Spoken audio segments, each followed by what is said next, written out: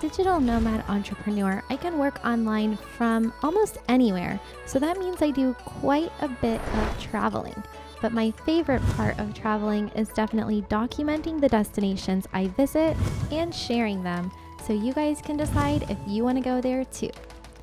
This video is part of my series called Digital Nomad Destinations, where you can find out about what it's like to live or slow travel as a foreigner in different cities and countries around the world. We cover the cost of living, internet speeds, food prices, how to get around, pros and cons, and more. Hi guys, and welcome back to another episode of Digital Nomad Destinations here on Digital Nomad TV. And today I'm hanging out in the beautiful city of Vilnius, Lithuania, the capital here. And we're going to take a tour around Vilnius's old town, see some of the sights, and get a taste of what it's like to live here as an expat, foreigner, or remote worker. We'll also take a tour of one of the local co-working spaces and the local blockchain center. So let's get started.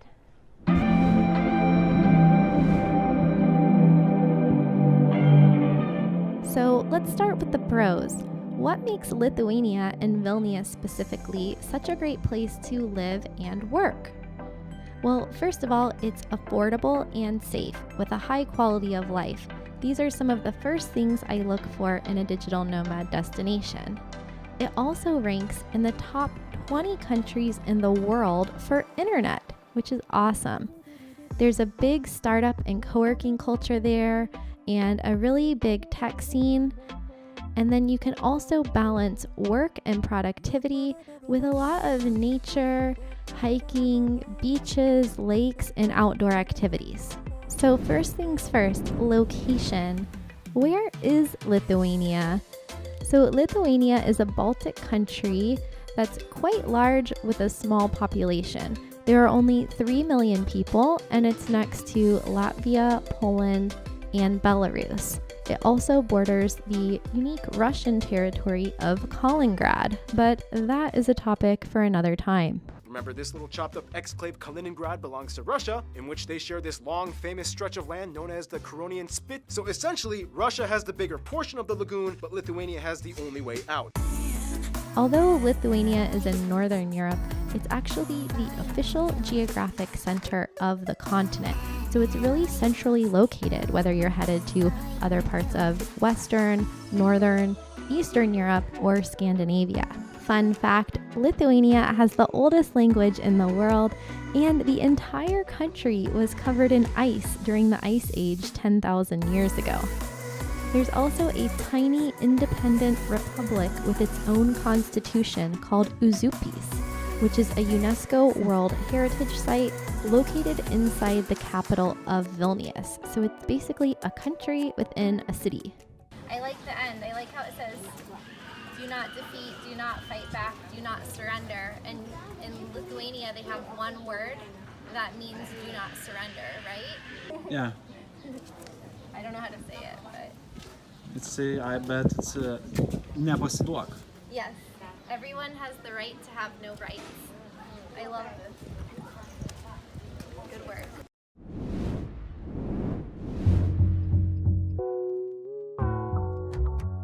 Cost of living. Lithuania is cheap compared to most countries in Europe. I only spent less than $7 to take an Uber from the airport to the old town. Whether it's transportation or accommodations, it's really affordable. You can rent a super nice, private, modern, chic Airbnb for just $25 or $30 a night, or less if you're there for a weekly or a monthly rate. You can even snag a private room or a shared room for as low as $10 a night. Of course, if you stay long term, you can get your prices down even lower. You can rent a fully furnished apartment or flat for $500 to $1,000 a month short term, but if it's unfurnished or on a 1-year lease, you could get it as low as $300 or $400 a month. Hotels can run about $30 to $100 a night, and for your other major cost, high-speed internet is also really cheap. I think I spent maybe $5 on my SIM card and it lasted me at least a week or so. So if you're coming from a foreign country, Lithuania and Vilnius are really affordable. Here's a fun fact.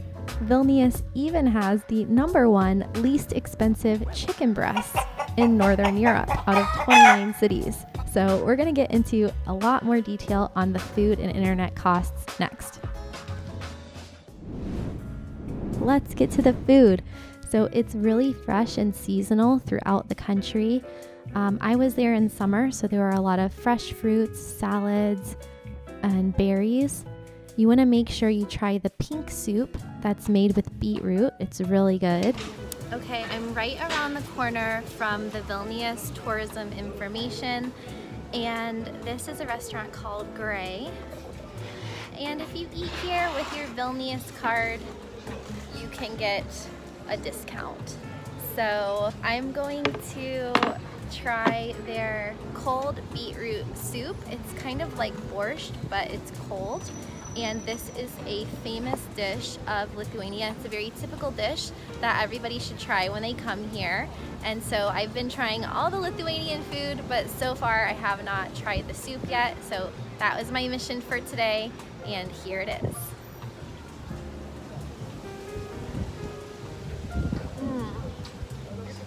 It's really good. It's really refreshing.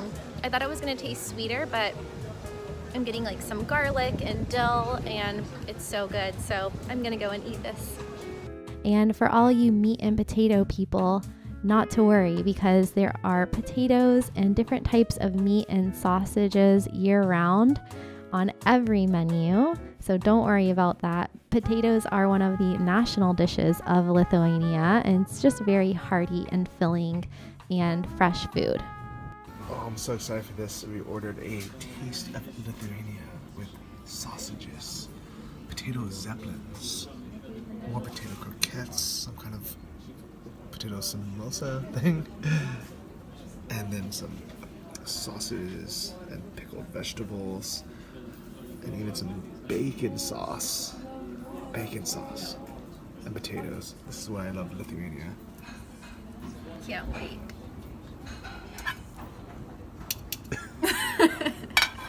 Here is a list of how much I paid for my exact meals while I was living there. And this is at really nice places in the touristy district, so you can definitely find cheaper if you shop at grocery stores, markets, or more local restaurants. So for breakfast, you can get a croissant for less than €1, your millennial avocado toast for less than €4, and for lunch, you can get an appetizer for anywhere from €3 to €5. You can get a soup for just €2 or €3, and a main course for €5 to €7. When it comes to dinner, an entree can range depending on where you are, really from €5 or €6 to €20-25, depending on how nice the restaurant is. But you can get a burger for $5. And my friend Johnny FD and I discovered that you can get a whole pizza for €4 or €5. So you can sample a lot of different stuff on the menu for just a couple euro per dish, and really mix it up and share with your friends. Traditional Lithuanian food. Ready to feast? Ready to feast. When it comes to beverages, they're super affordable. You will never pay more than €4 for a drink, whether it's a cocktail or a fresh pressed juice. Coffee can be just €1 for an Americano, but a fancy latte might run you €2 or €3. A bottle of water, about €1, and beer, wine, or a cocktail, anywhere from €1 to €4. I definitely never spent more than that on a drink, and that's really good value when you consider that obviously drinks can cost €8, €10, or €20, depending on where you are in the world.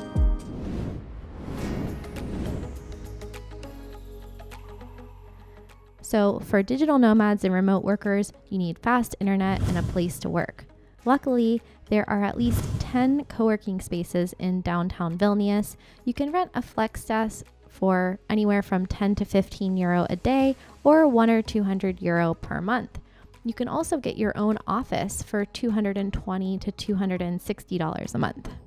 There are also a few startup incubators and the super cool and modern blockchain center in downtown Vilnius. So make sure to check out our blockchain center tour for an interview with the founder, and also our tour of Wolf Space, one of the new co-working centers in town. Vilnius is quite cozy. It has short distances to wherever you want to go. It has quite good infrastructure, good internet. People speak English. If you're coming from abroad and you don't speak the local language, that's quite helpful. And the lifestyle, yeah, it's especially in summer, it's really good. You get good weather, you get many lakes just close to the city. You can, like I did last week, finished work, cycled for 20 minutes, not drove, but cycled for 20 minutes, and I was next to a blue lake. Just chilling. So you can do things like that. When I was in London, I don't think you could do it so easily. Your commutes, depending where you live, could be up to an hour or more. So yeah, a trip to a lake after your work day is not that feasible. But if you like to work from coffee shops, you're in luck because there are a lot of them. My Airbnb was next to a place called Moss Cafe, and I worked there every morning, but there are Wi-Fi, cafes, and coffee everywhere. Another favorite spot to work is a coffee shop called Strangelove, which is a 2-story house next to the park. They have really nice coffees, and the upstairs has kind of a loft that turns into an unofficial co-working space in the morning, and it has a nice balcony and view of the park. They have cool drinks like this espresso mixed with rosé and different seasonal dishes throughout the year.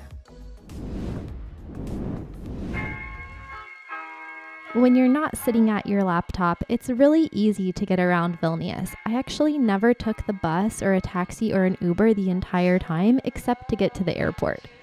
The average taxi or Uber fare is just maybe €3 or €4, and the best way to get around is by walking or renting a bike or a scooter. But to do that, you need to download the Cycle City app, which is kind of complicated to use, but once you get it going and put the deposit, it's practically free. It took me 30 minutes, but I finally rented a bike. Johnny's still working on it.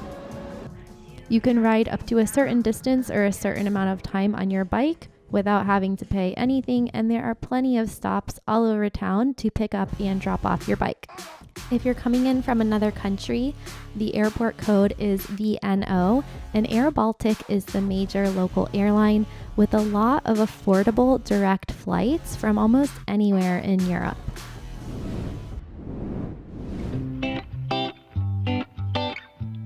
Things to do. I was only there for a few weeks, so I spent most of my time in Vilnius.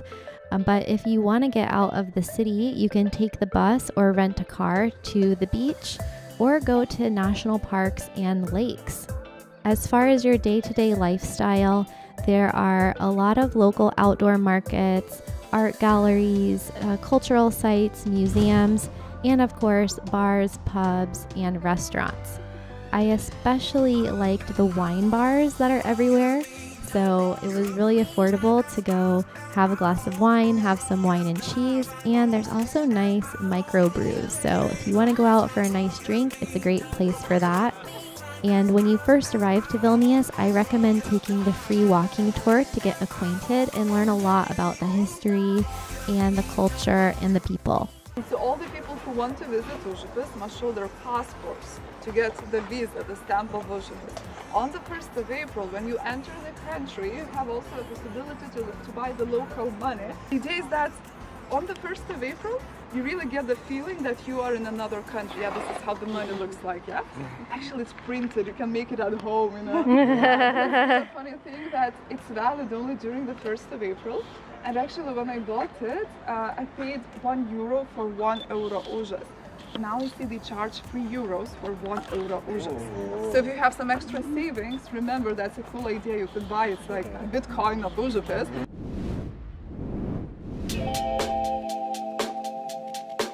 When to go? Lithuania has 4 distinct seasons, so there's something to offer year-round, but you're always going to get a different vibe depending on the time of year. The country has what's called a humid continental climate, but it can mean extreme temperatures depending on the time of year. I went in the summer when it gets up to 100 degrees, but the winter can be freezing with average temps well below 0 degrees Celsius. Winter has short days, while summer has long days, and sometimes the sun doesn't set at all. As far as the geography and topography, it's really flat, so it's good for bike riding and going to the beach and exploring.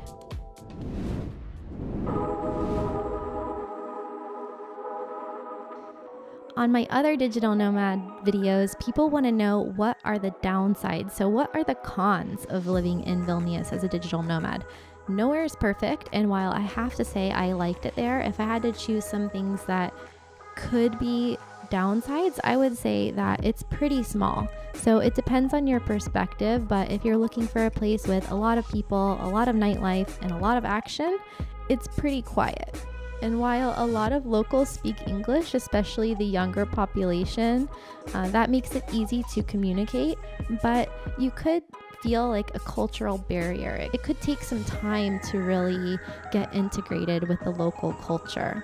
So despite the fact that a lot of people speak English and there's a big co-working and tech scene, there aren't that many foreigners and expats, and it's certainly not a digital nomad hub. So that could be a downside if you're looking for a place with a solid community. But overall, I think Vilnius is a great home base if you want to live in Europe for a low cost of living, focus on work, have good work-life balance, spend time in nature, and explore nearby countries like Latvia, Poland, and Estonia. I love Poland and Estonia for digital nomads, and I've made videos about what it's like to live in Krakow and also Tallinn. So if you want to get the inside scoop on the digital nomad lifestyle there, make sure to check those out.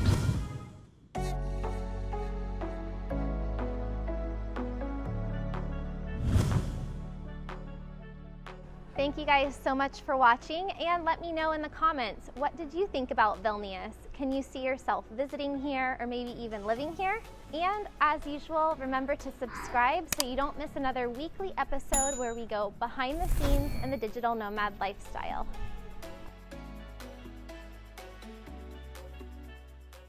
Have you ever been to Lithuania? If so, what do you think? Or is it on your list? What is your perception after watching this video? Let me know in the comments, and make sure to check out my digital nomad travel playlist for videos on different destinations around the world. And of course, subscribe for weekly videos and live streams to help you work online and travel the world. See you next time on Digital Nomad TV and Traveling with Kristen.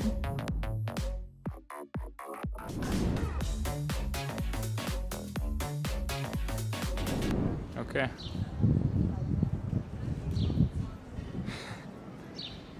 Voila.